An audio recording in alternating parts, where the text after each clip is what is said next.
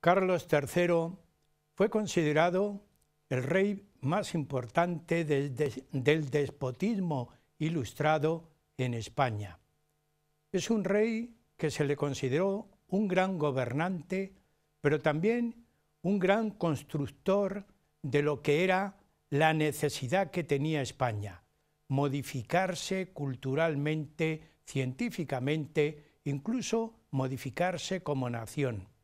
Alentó a sus ministros, incluso los dirigió hasta en los más mínimos detalles para que ellos fueran auténticamente los impulsores de la reconstrucción que tenía necesidad España. Carlos III, hermano de Fernando VI, que muere sin descendencia, venía desde Nápoles con un gran bagaje de gobierno y de reinado. El programa Huella de nuestro tiempo hoy hace este recuerdo. Carlos III, reinado luminoso.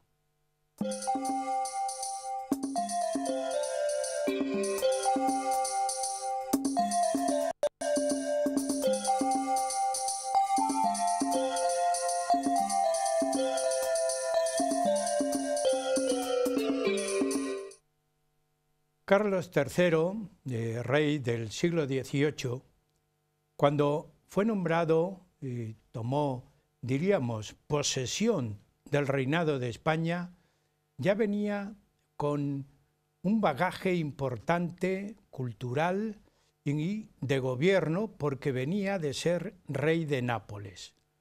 Hermano de Fernando VI, que muere sin descendencia, Carlos III vino acompañado de personajes de la cultura, de la ciencia, pero también él venía con un espíritu renovador. El espíritu renovador llegó inicialmente a Madrid, empezando por Madrid, y alentó en esos servicios que él consideró deficientes de limpieza, de empedrado, hasta divulgó lo que podía ser una primera milicia, lo que hoy denominamos la policía municipal, una milicia municipal para evitar que hasta esa peligrosidad que se producía con los ropajes fuera modificado por él. Modificó la capa, el sombrero, pero también fue un gran impulsor de la ciencia. Es un gran innovador en la agricultura, en la industria. Fue acompañado por un arquitecto importante que intervino en grandes obras en Madrid y fuera de Madrid, el arquitecto Sabatini, y mejoró, reguló los tributos, reguló la milicia, los reglamentos de la milicia. Fue un hombre piadoso porque divulgó también y además potenció el culto a la Virgen María. En definitiva, fue un hombre piadoso, sencillo, austero en su porte, en su manera de hacer. Fue un gran defensor de la moral y también de la cultura en España. A este rey no teníamos más remedio que darle divulgación.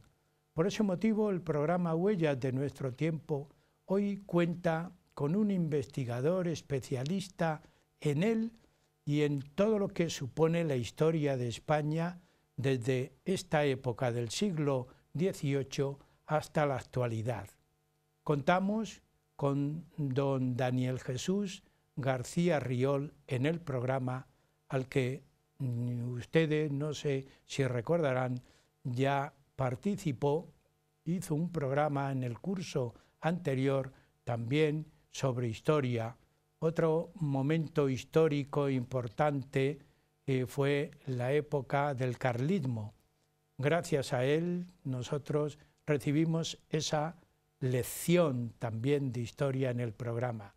Pues a don Daniel Jesús le damos la bienvenida por haber acudido al programa, a nuestra llamada, que como siempre es un placer y es un agrado tener aquí a los cofrades.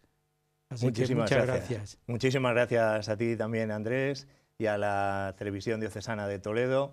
Ciertamente el poder participar en Huellas de nuestro tiempo siempre es un honor, un privilegio y, por supuesto, la gran satisfacción de encontrarnos de nuevo para hablar de temas tan interesantes y tan importantes, tan trascendentes, como es en este caso el reinado del rey ilustrado por excelencia, Carlos III. Amigos, don Daniel Jesús García Riol es doctor en Geografía e Historia y es profesor titular en Alcázar de San Juan de enseñanza secundaria. Y como siempre nos va a hablar de Carlos III, su vida, su protagonismo, pero antes nos va a situar históricamente la época que vale la pena. Es el siglo de la Ilustración, se le llama el siglo de las luces, ¿verdad? ¿Por qué se llama el siglo de las luces? La idea es el predominio de lo que se puede demostrar frente a lo que solamente se cree, la idea de que la razón puede conducir al progreso, a la felicidad del ser humano, una visión en cierto modo ingenua, si queremos positivista, pero no cabe duda que como corpus de pensamiento fue un revulsivo para la sociedad europea y que también trascendió al resto del mundo por extensión de la acción de las grandes potencias de la época. Una nueva forma de pensar, de racionalizar, de transformar la sociedad, de transformar la economía, la enseñanza, las modas y las costumbres. En realidad, el siglo XVIII es un momento muy importante que va a ser el precursor después de muchos otros cambios que se operarán a finales de ese siglo y a principios del siguiente en todo el ciclo revolucionario. Pero la base conceptual ya se está fraguando indudablemente en el siglo XVIII. Son las puertas de la modernidad que comienzan a abrirse. Pues vamos con esta idea general que nos ilustra. Vamos a situarnos Carlos siendo infante. No hay más remedio que hacer alusión a Felipe V y a su segunda mujer, Isabel de Farnesio. Correcto. La nueva dinastía, como nuestros espectadores saben, llega de la mano del conflicto sucesorio, la guerra de sucesión, la muerte de Carlos II, el último miembro de la Casa de los Austrias sin herederos. Eso provoca, después de la apertura de su testamento, una guerra internacional que es al mismo tiempo una guerra civil, una guerra de sucesión a la corona, en la cual resulta finalmente triunfador el candidato francés, Felipe de Anjou, que se convertirá en el primer Borbón español con el nombre de Felipe V. A partir de ahí nos vamos a encontrar con una nueva dinastía sentada en el trono español, con una fuerte influencia y en ocasiones dependencia de Francia y con la introducción en los reinos hispánicos de nuevos modos y formas de entender el gobierno, a partir de los decretos de nueva planta, por ejemplo, que serían uno de los elementos más significativos. El rey Felipe V, el animoso, como lo conocían, a pesar de que tuvo muchos problemas en su reinado, contrajo matrimonio en dos ocasiones, la primera con la princesa María Luisa Gabriela de Saboya, de la cual va a tener a dos hijos que lo van a suceder. Luis I, al cual le llega a ceder la corona en 1724, abdica en él, pero a los pocos meses fallece a causa de la viruela, y otro segundo hijo que será, como bien lo nombrabas anteriormente, Fernando VI. En ambos casos los matrimonios no logran tener descendencia y Felipe V, además, una vez que muere su primera esposa, contrae segundas nupcias con una princesa italiana, Isabel de Farnesio. Precisamente una mujer ciertamente excepcional, con un carácter muy fuerte, muy interesada en la intervención en la vida política, que dio numerosos hijos a Felipe V y entre ellos, evidentemente, el que más nos importa, que es Carlos. En principio, Carlos de Borbón Farnesio no está llamado a la sucesión, puesto que cuando él nace el 20 de enero de 1716, tiene por delante a sus dos hermanastros, a Luis, que será Luis I, y a Fernando, que será Fernando VI. Por lo tanto, a priori, sin expectativas a la sucesión en España, es, como a mí me gusta denominarlo, un infante a la espera, ¿no? Vamos a ver qué es lo que pasa con mi futuro. Pero ahí está la imagen de su madre, Isabel de Farnesio, que, bien conocedora de los secretos de la política italiana, va a procurar que sus hijos, Carlos y su hermano Luis, ocupen prontamente los tronos de, primero, los pequeños ducados de la zona centro-norte del país y finalmente puedan aspirar a una corona que resultaba muy jugosa en aquella época, como era la de Nápoles.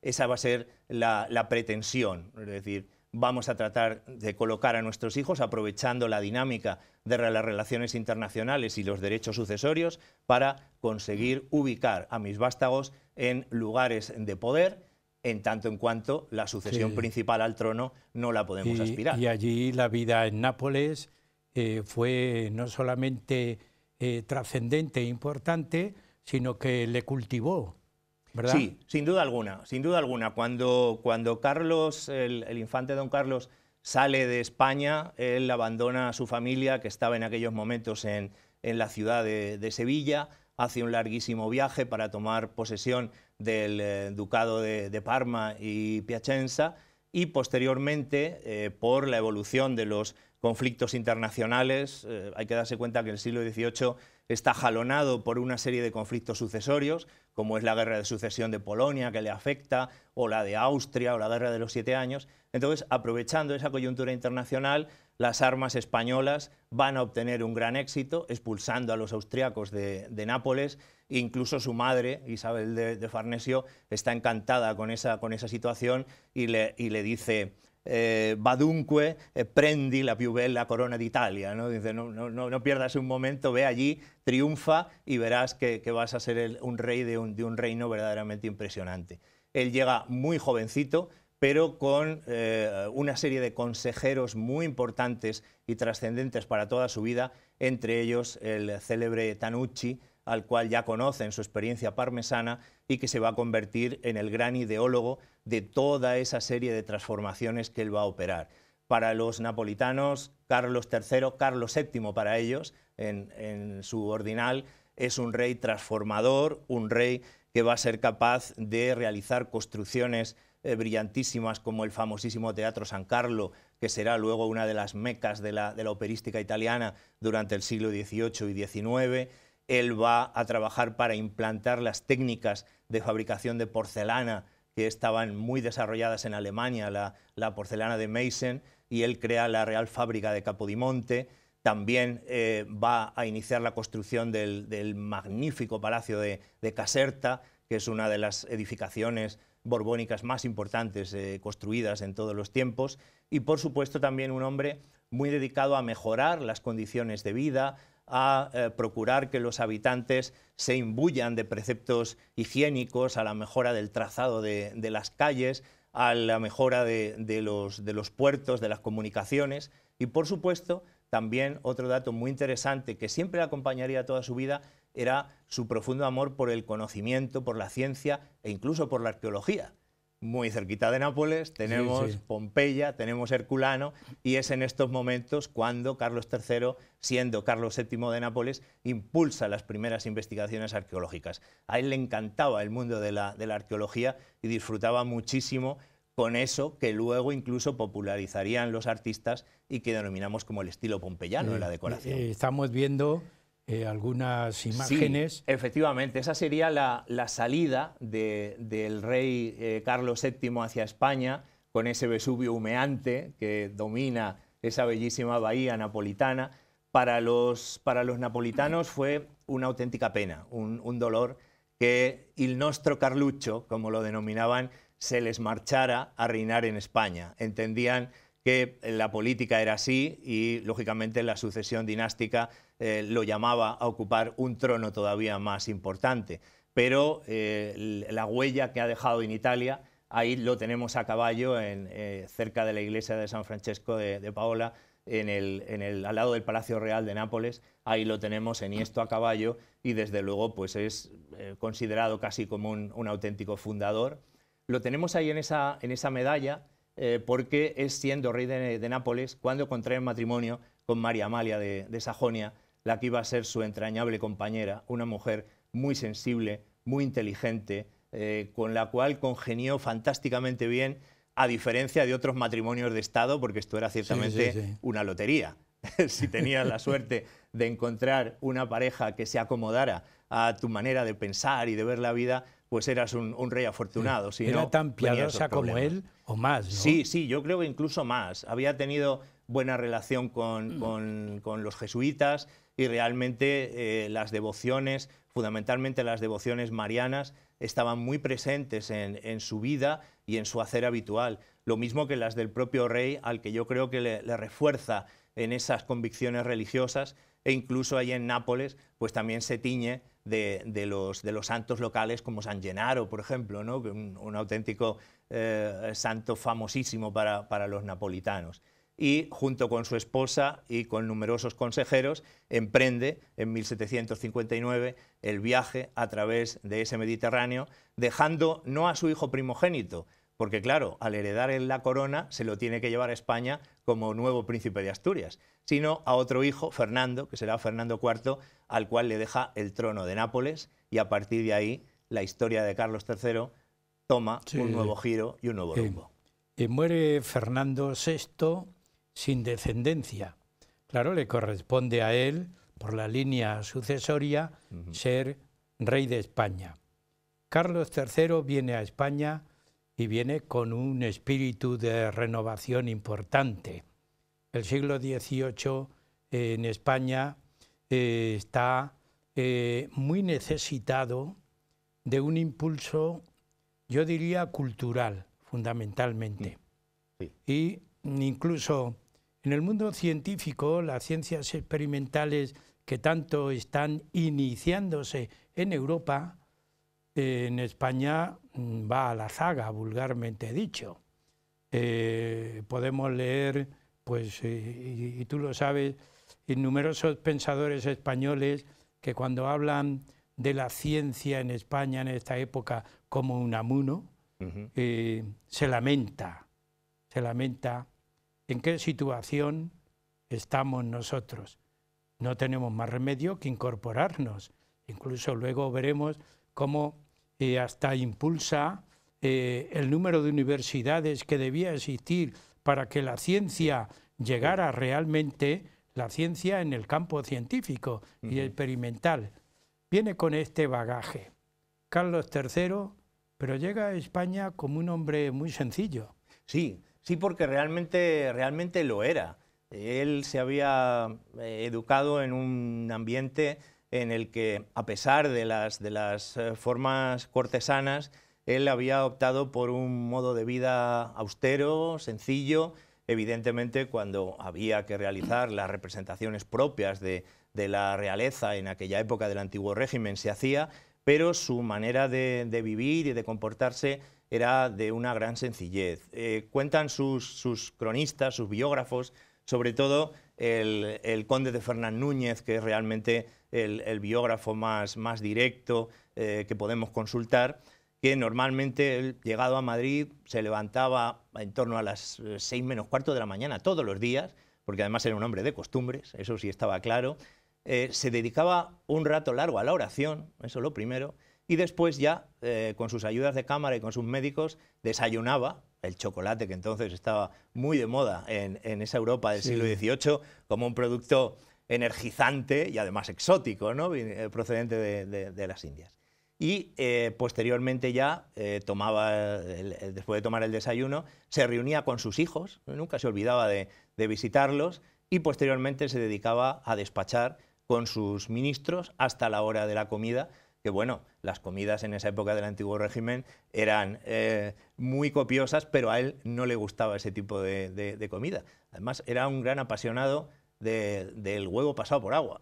Hacía en Palacio una ceremonia en la cual él clavaba la cuchara siempre abriendo el mismo orificio, es decir, muy metódico, muy mecánico en todo ese tipo de cosas, mientras los cortesanos pues estaban por ahí. Y luego, por las tardes, la caza, inevitablemente, y por la noche otra vez a despachar y a acostarse muy prontito. Realmente era un hombre de costumbres muy fijas y con una idea de la dignidad de la realeza que estaba probablemente más unida a la capacidad de ser un rey benefactor que a la propia herencia de la sangre, ¿no? Es decir, yo seré un gran rey si soy capaz de hacer grandes cosas por aquellos que me han sido encomendados como súbditos. Es decir, empezamos en una época de reformas. Sí, podíamos denominarlo el reformismo de esta nueva dinastía borbónica. Claramente porque la España que Carlos III vuelve a contemplar cuando llega tras su experiencia parmesana y napolitana no le gusta mucho. No le gusta mucho. Él desembarca en Barcelona. Con la ciudad condal siempre tendrá una relación de afecto, porque quizá por el ambiente también de puerto mediterráneo le resultaba más familiar, pero cuando llega a Madrid realmente se le cae el alma a los pies. Dice, esto es la capital de un reino, de un imperio que tiene territorios por todo el mundo. Ahí tenemos la imagen de la llegada del cortejo de Carlos III a Madrid y claro, se encuentra con las calles mal pavimentadas, con un diseño urbanístico muy mediocre, con un callejero laberíntico, con mucha suciedad. Realmente no le gusta nada y a la reina María Amalia muchísimo menos todavía. Dicen los cronistas que la pobre casi lloraba en palacio recordando su amado Nápoles frente a ese conjunto de casas muchas veces destartaladas y que los cronistas pues llegaron a motejar con epítetos realmente muy desfavorables para la que era la corte de una gran corona como era la española en aquella época. Por lo tanto, nada más llegar, se pone manos a la obra. Esto es, acabo de alcanzar el trono y tengo que sacar el cepillo de barrer y comenzar a reformarlo todo hasta los más mínimos detalles, ¿no? Porque el pueblo al que voy a gobernar se lo merece y en ese sentido tengo que poner realmente los 24 quilates de mi capacidad en ser capaz de hacer reformas que van a alcanzar desde la iluminación con los faroles que le encarga a Sabatini hasta la reforma universitaria. Es decir, que es un rey que es capaz de estar al tanto de todo lo que está sucediendo y siempre para buscar, siguiendo la divisa del despotismo ilustrado, todo para el pueblo, pero sin el pueblo, pero en este caso con una convicción muy firme de que su destino, la misión por la cual la providencia le ha puesto en el trono de España, es para convertir a España y a los españoles en un gran reino. Llegó a reformar hasta la vestimenta, el vestuario. Sí, sí. Y todo esto produjo un gran revuelo en la nación, porque en las grandes capas, pues ahí llevaban armas, podían llevar espadas, arma de fuego ya en aquella época. También las había, pero claro. Tuvo entre sus ministros pues grandes rechazos. El famoso motín de Esquilache es significativo de esta revuelta que existe contra la reforma. Claro, él pensaba que un embozado pues era desconocido. Claro. Y había que limpiar eso, mejorar eso. Sí, no cabe duda. El motín de Esquilache de 1766 es un acontecimiento sin duda clave en el reinado de Carlos III porque muy difícilmente se habría visto una situación tan difícil para el monarca en los años en que la Casa de Borbón llevaba reinando en España. Ahí tenemos esas imágenes. Efectivamente, el detonante último es el bando para hacer desaparecer las grandes capas y los sombreros de ala ancha y optar por la capa corta y el sombrero de 3 picos, que indudablemente iba a ser la prenda característica del siglo XVIII. Pero no solamente era un rechazo, ahí tenemos al marqués de Esquilache, un rechazo a ese bando contra la indumentaria tradicional, que evidentemente tenía una función de seguridad pública evidente, sino que también era un rechazo a la Junta de Abastos, al problema del abastecimiento de elementos básicos para el sustento diario, era el rechazo también a las guardias valonas dentro del conjunto de fuerzas que custodiaban al rey y, por supuesto, un rechazo también de esa vieja nobleza que está contemplando cómo servidores del Estado que no son de origen noble están acabando por ser ennoblecidos. El caso del marqués de Esquilache es evidente, ¿no? Y cómo subyace esa competencia entre la vieja y la nueva nobleza y todo esto termina estallando en ese motín famoso del Domingo de Ramos de 1766, donde la población madrileña se alza violentísimamente en armas, destruye los faroles que Sabatini ha ordenado poner en las calles, proliferan bandos y pasquines, entre ellos por la famosa décima al marqués de Esquilache, que decía aquello de: yo soy Leopoldo I, marqués de Esquilache Augusto, rijo la España a mi gusto y mando en Carlos III. Y así le iba reponiendo todo ese tipo de cosas, ¿no?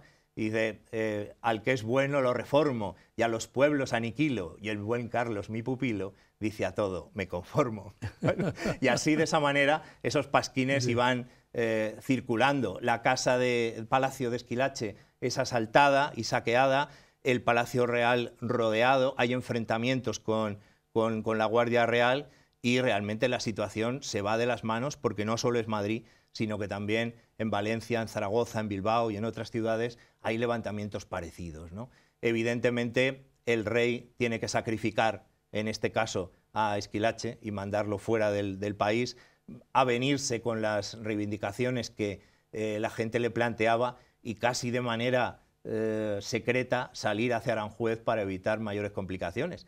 Pero es muy curioso porque cuando uno lee las crónicas sobre el motín de Esquilache, se encuentra con cosas tan pintorescas como que los delegados que van a hablar con el rey pues lo tratan de tú a tú, así, sin ningún tipo de reverencia.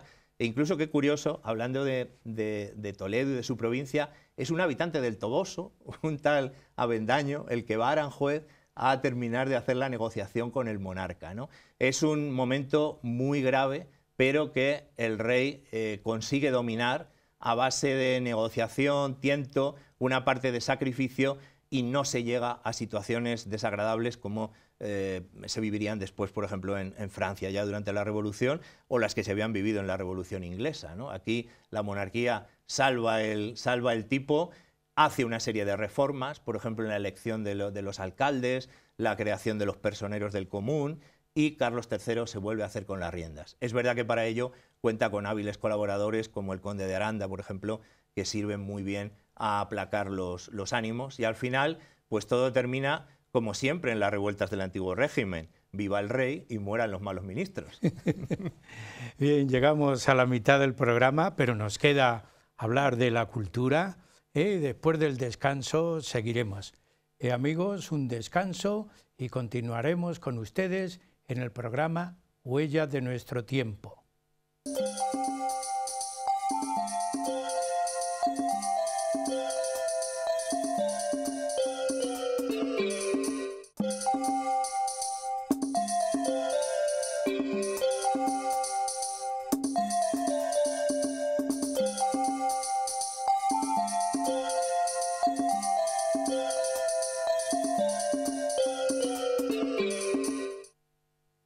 Continuamos en el programa Huellas de nuestro tiempo, hablando de Carlos III, un reinado muy luminoso y muy cultural.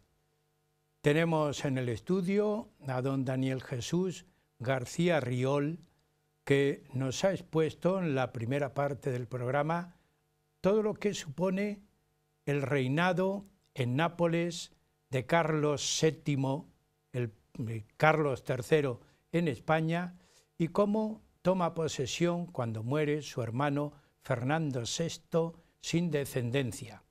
Carlos III es un gran rey, pero no solamente un gran rey como persona, sino también un gran rey reformador. Pues vamos en esta parte del programa a preguntar a nuestro invitado, un rey por la cultura.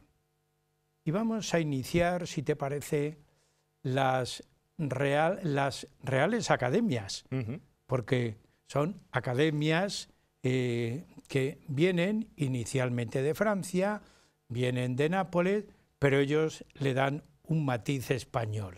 Indudablemente, por ahí. Claro que sí.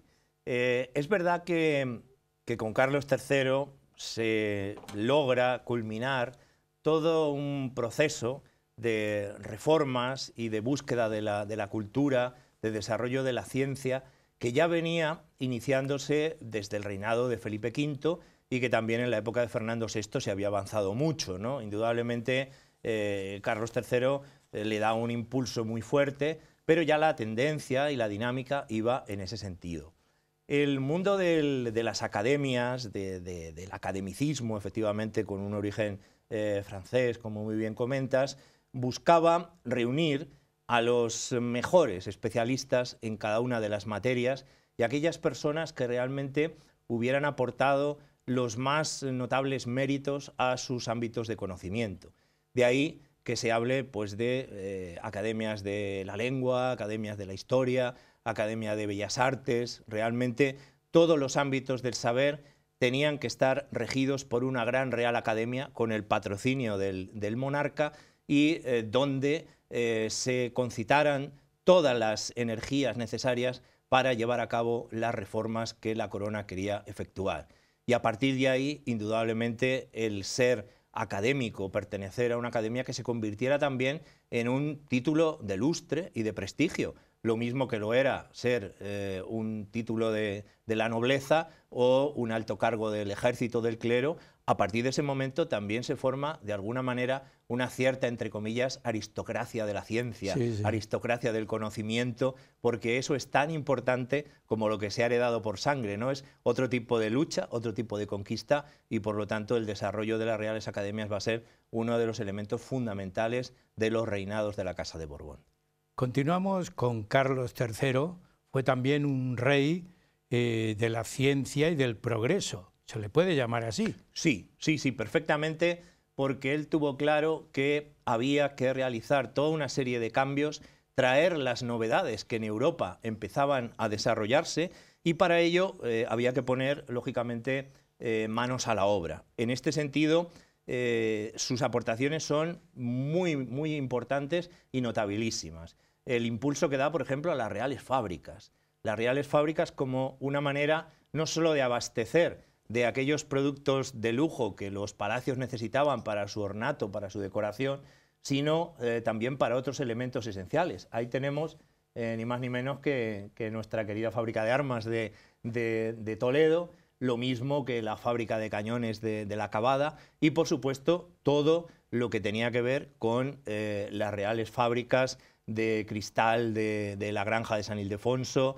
la Real Fábrica de Tapices de Santa Bárbara en Madrid, la fábrica de porcelana, realmente algo fantástico, los paños que se hacían en Brihuega, en Talavera de la Reina, es decir, la idea de crear pequeños núcleos industriales en una España absolutamente volcada en el sector primario, indudablemente agrícola, ganadera, comercio, pero esa industria era prácticamente inexistente. Entonces, nuevas máquinas, gentes capacitadas para dirigirlas y a partir de ahí constituir de alguna manera unidades modélicas para iniciar la transformación y la modernización del país. Esto también lo había empezado a hacer en Nápoles, ¿no? Con la fábrica de porcelana de Capodimonte y en San Leucho y en otros lugares, ¿no? Pero realmente en España esto va a tener una gran importancia.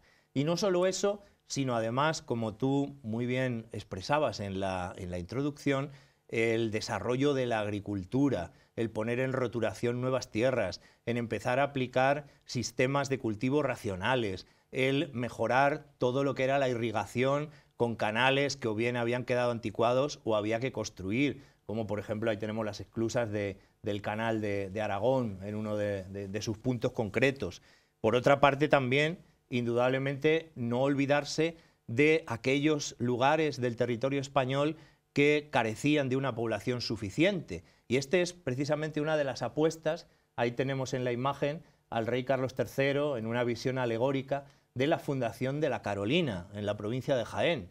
Cuando a Carlos III se le dice que desde los confines de Ciudad Real hasta prácticamente Bailén, aquello es un auténtico desierto, pasto de bandidos y donde no hay nada que se pueda hacer, él encarga a uno de sus ministros ilustrados, a Pablo de Olavide, que coordine la colonización de todas esas tierras, que las ponga a funcionar, y para ello es muy curioso porque lo que hace es un llamamiento a católicos de origen alemán que se van a ir instalando en esas nuevas fundaciones, ¿no? Realmente los nombres, la toponimia, son muy relevantes, ¿no? San Carlos del Valle, la Carolina, la Luisiana, la Carlota, toda esa serie de poblaciones están vinculadas a ese afán de crear nuevas poblaciones, de asentar nueva población, poner en funcionamiento todo aquello y además realizar, como en el caso de la Carolina,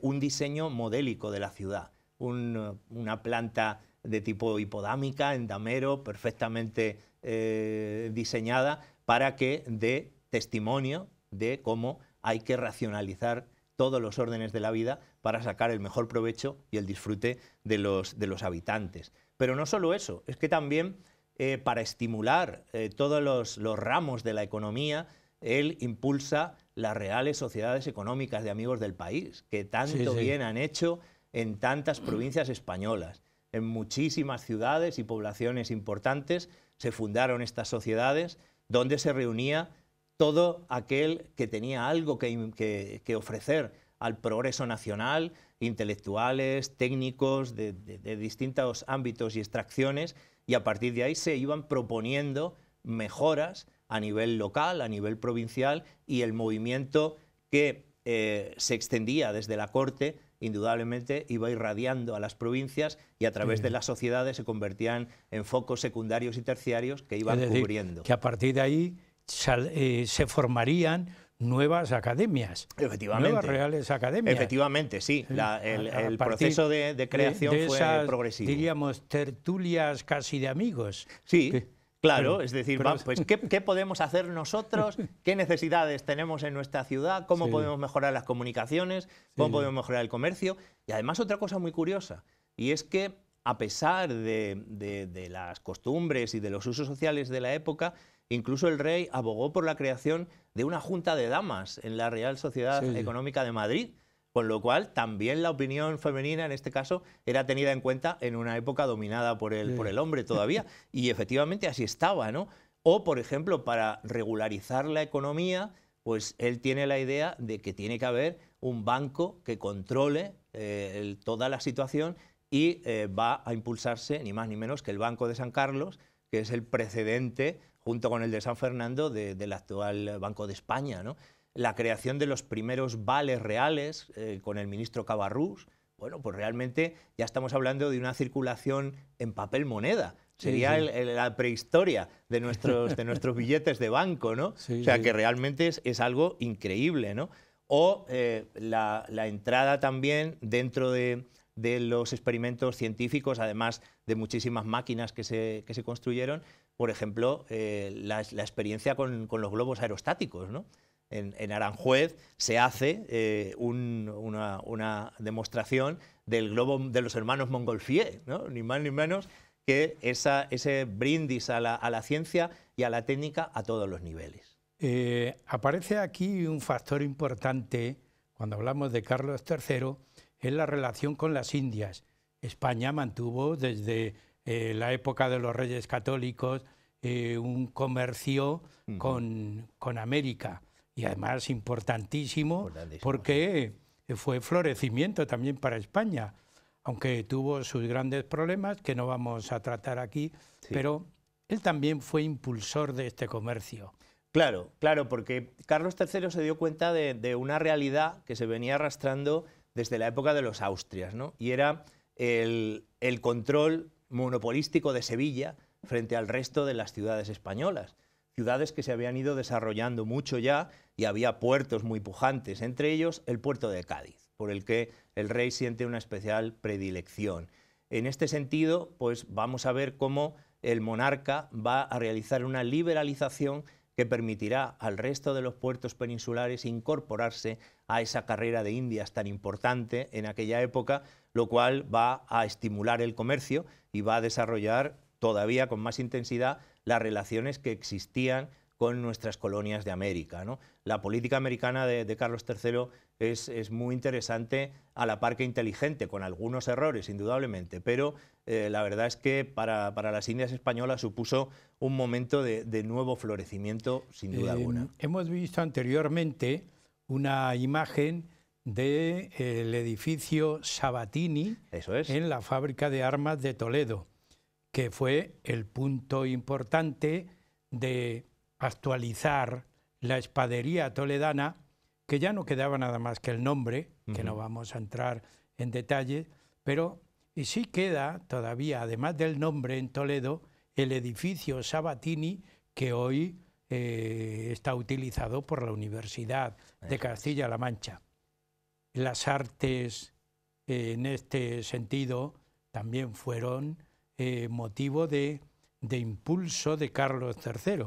Claro y que he sí. puesto en cabeza a Sabatini, porque fue el arquitecto de más prestigio. Sí, sin duda alguna. Él, después de su experiencia italiana, indudablemente es un hombre que apuesta por toda una serie de arquitectos, sobre todo de creadores. A él realmente la pintura, la escultura, entendía que eran importantes, pero él se sentía más protector de los arquitectos, ¿no? Por eso vamos a tener a Sabatini, a Ventura Rodríguez, a Juan de Villanueva, que van a realizar obras magníficas, no solo en la Villa y Corte de Madrid, sino también en otros muchos lugares de nuestra geografía, realmente introduciendo ya pues esos parámetros de orden, de racionalidad, de una arquitectura que tiene que ser no solo elegante, sino sobre todo útil, ¿no? Buscando esa nueva estética. Por ejemplo, ahí tenemos la imagen del Palacio Real.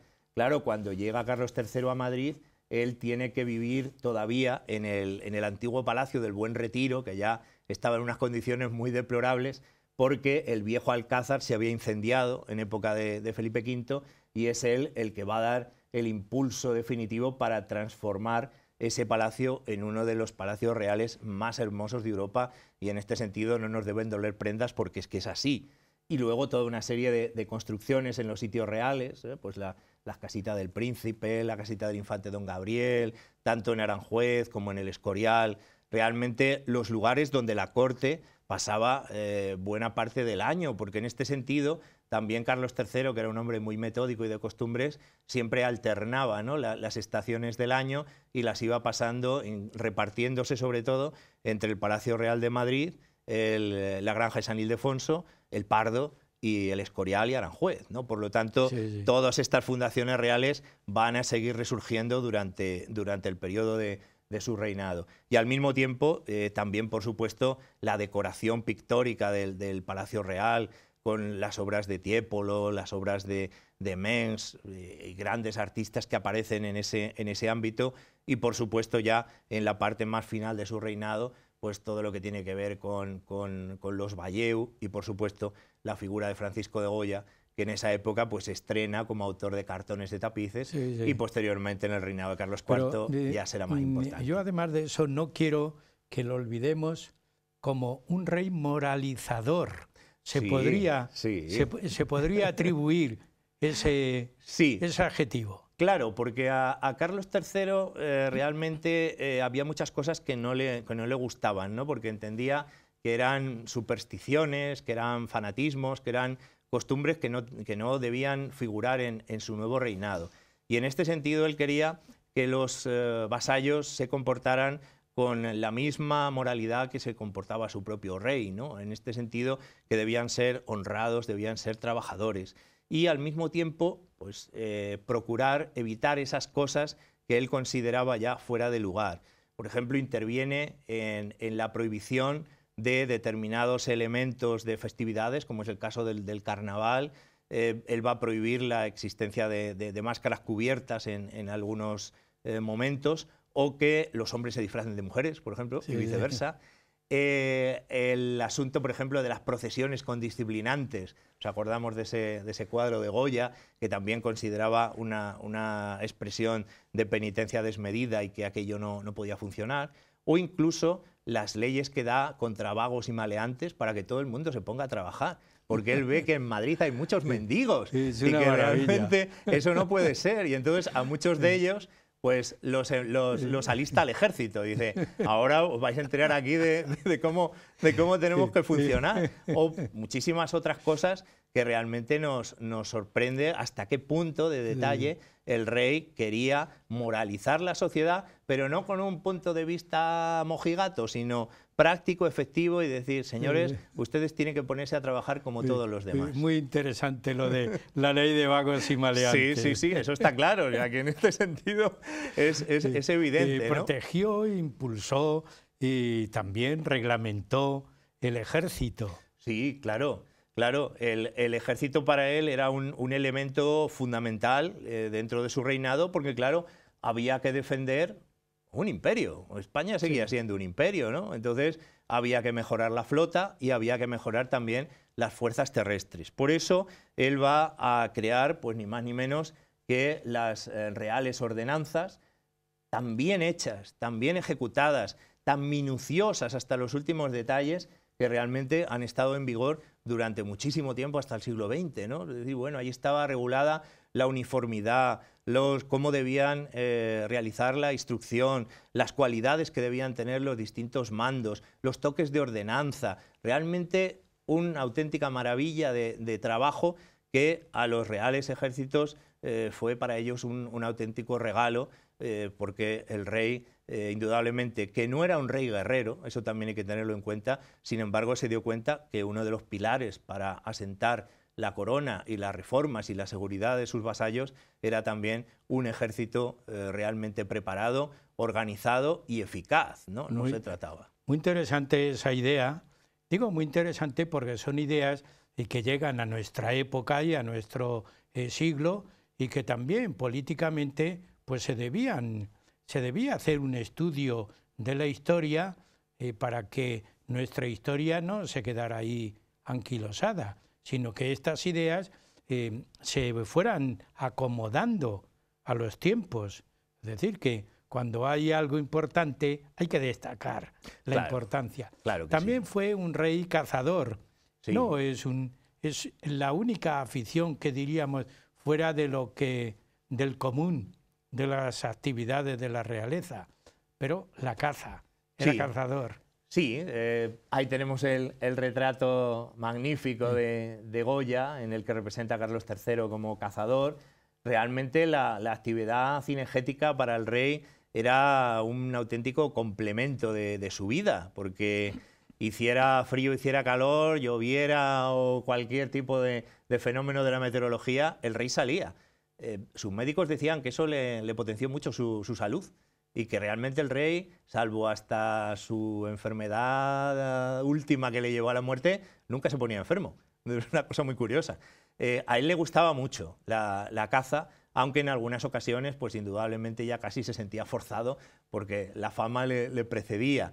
Evidentemente, grandes zonas de caza como el Monte del Pardo o en el Escorial eran muy propicias para la actividad cinegética. Y él realmente lo decía, y el conde de Fernán Núñez lo recoge, dice: yo solamente he tenido dos pasiones en mi vida, mi esposa María Amalia y la caza.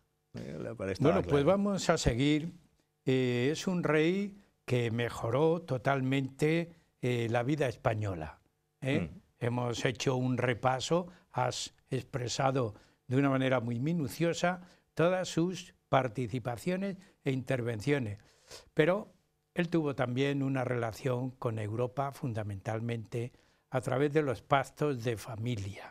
Claro, no podemos olvidar que la coordenada básica de su reinado también es la política exterior, y por lo tanto había que mantener siempre un equilibrio no muy sencillo de lograr entre las ambiciones de las distintas potencias en aquella época en Europa. Y en este sentido, la tradición que a él ya le venía impuesta había sido la firma de dos anteriores pactos de familia, entendiendo estos como una alianza ofensiva-defensiva entre la corona de Francia y la corona de España, que estaban íntimamente ligadas por lazos de sangre, ¿no? En la época de Carlos III, el rey francés era Luis XV en un primer momento, y al final de su reinado ya coincidirá con Luis XVI. En este sentido, en 1761 se firma un nuevo pacto de familia, lo cual indica que la política española pues, va a oscilar entre el intento de una neutralidad y también la implicación en contra del enemigo común, que va a ser el Reino Unido, que van a ser los ingleses. Indudablemente a Carlos III no le gustaba enfrentarse a la potencia marítima británica, pero indudablemente también sus intereses en otras áreas geográficas así lo impelían. Y antes citábamos el comercio con las Indias, no olvida a América. Claro. No olvida las Indias. Claro, la política americana es muy importante porque él se da cuenta de forma muy rápida que hay una fuente importantísima de ingresos. Ya no es tanto el oro, sobre todo la plata, que llega todavía en grandes cantidades de los grandes yacimientos americanos, pues de San Luis Potosí en México, del Cerro Rico del Potosí, lugares míticos, ¿no? Desde la época de los Austrias. Pero además hay toda otra serie de productos que se consumen en Europa, de especias, de telas, de elementos, cuyo comercio está amenazado por la piratería y también por las acciones depredadoras de ingleses, de holandeses, e indudablemente él sabe que tiene que hacer una política de protección de las Indias. ¿Cómo lo hace? Pues fortificando y dotando de defensas a numerosos puertos americanos, como el caso de Cartagena de Indias, de Panamá, de Portobelo, de La Habana, y gracias a eso se van a poder defender de una manera muy eficaz esos enclaves que periódicamente eran fruto de los ataques enemigos, ¿no? Y además también trata de racionalizar la administración creando, y esto se hace en su época, un cuarto virreinato. Existía ya el de Nueva España, el de Nueva Granada y el del Perú, y ahora se creará el Virreinato del Río de la Plata, ¿no? Que es el más joven de los virreinatos españoles en América y que abarcaría todos los territorios del cono sur. También se introduce el sistema de las intendencias en América y, por supuesto, nos encontramos con trabajos de índole científica muy interesantes, ¿no? Como las expediciones, la expedición Malaspina, la de Jorge Juan y Antonio de Ulloa, los trabajos en botánica de José Celestino Mutis con la flora del Virreinato de Nueva Granada en Colombia, sí, sigue saliendo en los billetes de peso colombiano. Es inagotable todo lo que hizo. Nos queda muy poco tiempo, pero hay dos cuestiones que no debemos olvidar. La primera de ellas, el final de su reinado, su sucesión. Iniciamos por ahí. Luego sí, plantearemos una segunda. Perfecto. Bien, el rey tiene un heredero, que es Carlos, el príncipe de Asturias, el futuro Carlos IV. Está casado con María Luisa de Parma, una mujer ciertamente muy intrigante, que la historia pues, le ha dejado en un lugar bastante crítico, y es un hombre que sigue a la espera. El reinado de su padre está siendo muy largo y es una personalidad bastante influenciable. Crítica con lo que hace incluso el padre. El padre le da toda una serie de instrucciones en vísperas ya de dictar testamento para que siga la senda que él ha trazado, pero desgraciadamente, y a pesar de que le va a dejar también en herencia algunos buenos ministros como el conde de Floridablanca, sin embargo, la línea política de Carlos IV será muy otra y el personaje no estará especialmente dotado para una gran política. A este personaje no le vamos a dedicar de momento. No.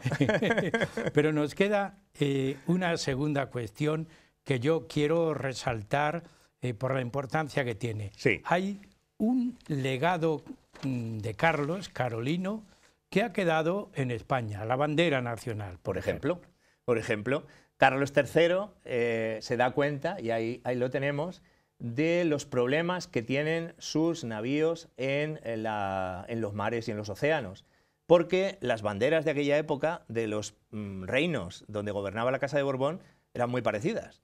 Paño blanco y en el centro el escudo con las armas reales. Por lo tanto, a distancia en alta mar podías confundir un barco español con uno francés, con uno napolitano. Y Carlos III, en un prodigio de visión práctica, convoca un concurso de diseño.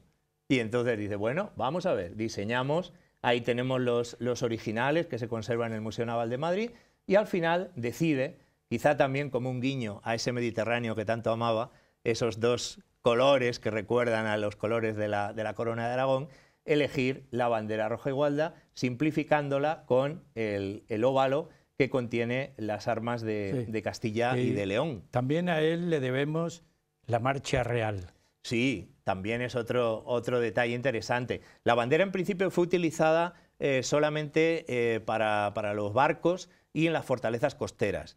posteriormente, y sobre todo a raíz de la Guerra de Independencia y de la Revolución Liberal, se fue adoptando, y después de la Primera Guerra Carlista, ya reinando Isabel II, se acepta como bandera nacional. Y el himno, tradicionalmente, siempre se ha dicho que tiene un origen europeo, prusiano concretamente, y muchos hablan, aunque habría que verificarlo, de que fue una partitura regalada como marcha granadera, ni más ni menos que por Federico II de Prusia.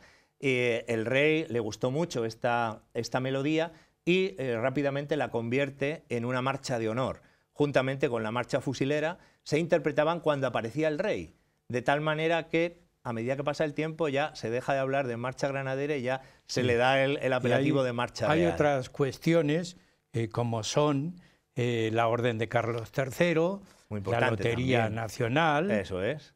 los belenes. Sí, claro.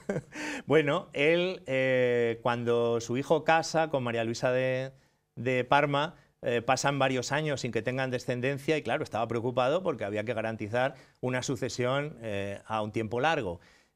Cuando por fin da a luz a su primer hijo, que luego se malograría, entonces Carlos, que era muy devoto de la Inmaculada Concepción, decide crear la más importante de las órdenes de caballería de entonces, después del Toisón de Oro, claro está, y la pone bajo el patrocinio de la Inmaculada Concepción. Él era muy inmaculadista antes de que se definiera dogmáticamente esta maravillosa realidad que todos los cristianos veneramos tanto, y ahí tenemos a la Purísima ocupando el centro de esa gran cruz con una inscripción que refleja muy bien la mentalidad de Carlos III, en latín, virtuti et merito, ¿no? La virtud y el mérito, ¿no? Una cosa fantástica, ¿no? La convierte en real y distinguida orden y en la actualidad se sigue discerniendo y es la más alta condecoración que el Estado puede conferir, ¿no? A él se debe la lotería, los belenes y el mejor alcalde de Madrid. Y el mejor alcalde de Madrid, por supuesto, porque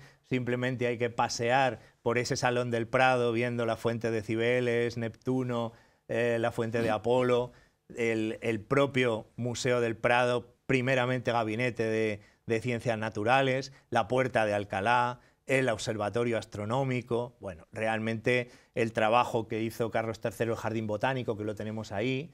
Ahí tenemos un fragmento del magnífico Belén del Príncipe que se custodia en el Palacio Real de Madrid, costumbre que trajo de Italia y en la que la reina Amalia también estuvo muy presente. Realmente el rey Carlos III ha sido un ejemplo de buen hacer, de buen gobierno, con sus limitaciones, con sus errores, pero indudablemente un reinado que hemos calificado, yo creo que justamente de luminoso, porque fue un ejemplo. Desgraciadamente no tuvo continuidad en el tiempo, porque España hubiera seguido por una senda indudablemente de desarrollo, de progreso, de avance y siempre al servicio de unos vasallos que todavía eran menores de edad para el concepto político de la época, que lloraban cuando se les lavaba la cara, decía Carlos III, cuando aplicaba las reformas, pero que era tan necesario para sacar adelante una gran nación y un gran reino como es nuestra patria España. Con esas palabras tan maravillosas cerramos el programa. Qué mejor, Carlos III, reinado luminoso.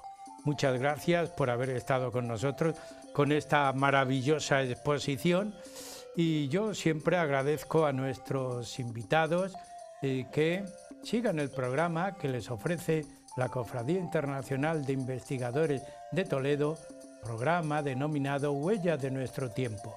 Muchas gracias por su atención.